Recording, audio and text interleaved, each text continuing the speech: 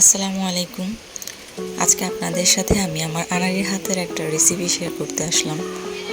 আমার বাসায় অনেকগুলো রুই মাছের মাথা জমেছিল, তো এগুলো দিয়ে আমি মাসকলাইয়ের ডাল রান্না করেছি, সেটাই আপনাদের সাথে শেয়ার করব।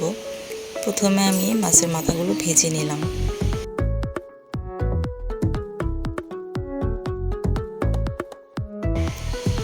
তারপর এক এক করে সবগুলো মশলা দিয়ে কষিয়ে নিচ্ছি।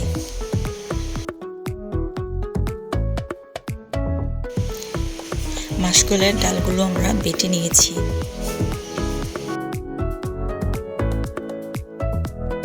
বেটে নেওয়া মাসকলাইর ডালগুলো পানি মিক্সড করে মশলার সাথে মিশিয়ে নিচ্ছি।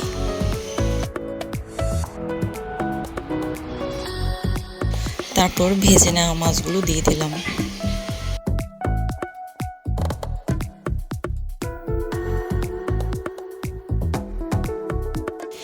এক একজন হয়তো এক একভাবে রান্না করে, আমি এইভাবে রান্না করাটা আমার শাশুড়ির কাছ থেকে শিখেছি।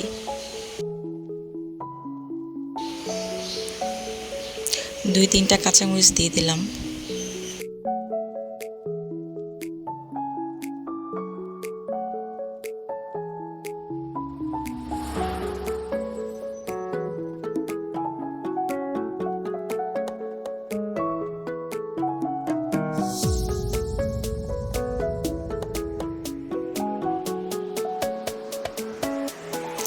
ভালোভাবে নেড়েচেড়ে অনেকক্ষণ জাল করে নিলাম।